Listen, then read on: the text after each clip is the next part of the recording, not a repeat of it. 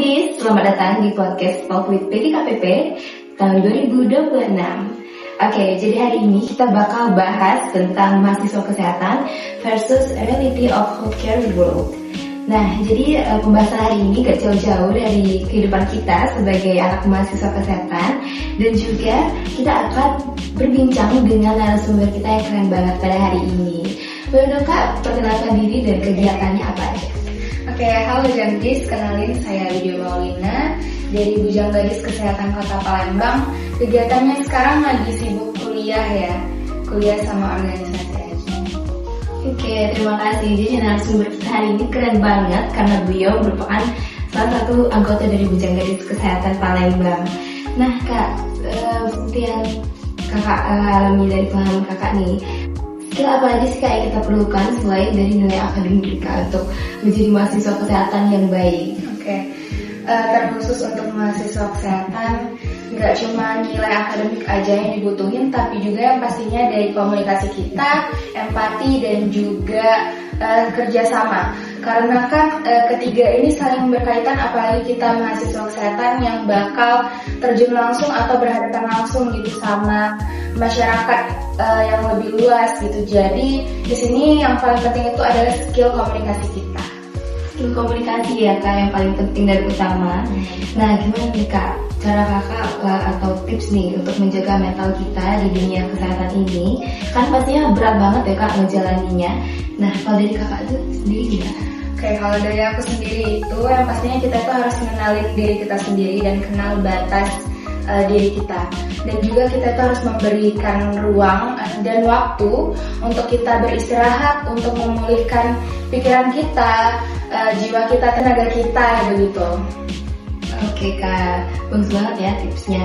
Nah, kalau dari Kakak sendiri kan sudah mengalami langsung dan juga terjun di dunia kesehatan, gimana nih Kak menurut Kakak, apakah memang seideal itu? Karena kan menjadi anak kesehatan, jadi nakes itu sangat diidam-idamkan, dibanggakan oleh banyak orang.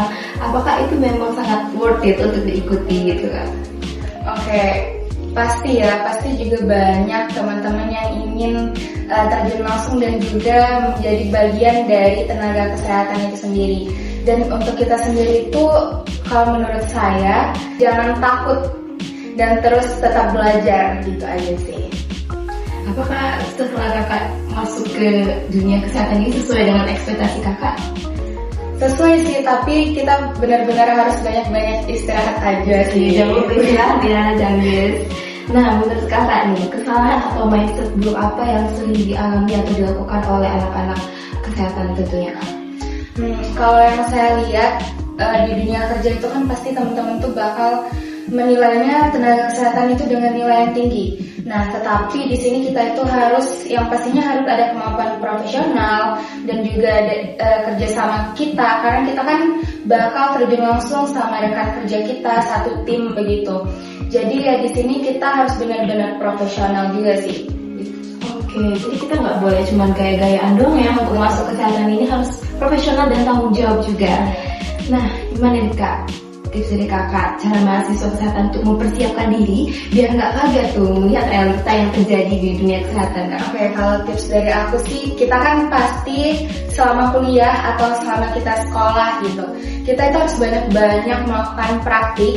Kita kan pasti ada lab tuh, boleh tuh kita manfaatin waktu-waktu kosong kita, atau kita ada jadwal praktik itu benar-benar kita manfaatkan sebaik mungkin. Dan juga kalau semisal kita udah terjun di lapangan, nggak ada salahnya kok kita itu bertanya sama rekan kerja kita atau kakak-kakak kita yang udah lebih berpengalaman sama kita. Jadi kita itu harus ada mindset yang dimana kita itu nggak perlu takut sih untuk terus belajar, karena kan daripada kita melakukan kesalahan begitu. Berarti kita harus terus latihan secara langsung ya Kak, langsung. Karena pada dasarnya kita akan menghadapi pasien-pasien yang beragam nih Kak. Nah, yang terakhir, mungkin ada pesan atau motivasi Kakak sebagai gadis kesehatan, boleh Kak dikasih tahu? Oke, kalau motivasi aku sih sama pesannya untuk teman-teman, jangan ragu dan jangan bimbang aja. Dan apa yang kalian usahakan pada hari ini itu akan menjadi dampak dan manfaat besar untuk masyarakat di masa depan nanti. Oke, terima kasih Kak. Jadi banyak banget nih kesan-kesan positif yang bisa diberikan oleh Kak Widya. Nah, ini sudah masuk ke penutup.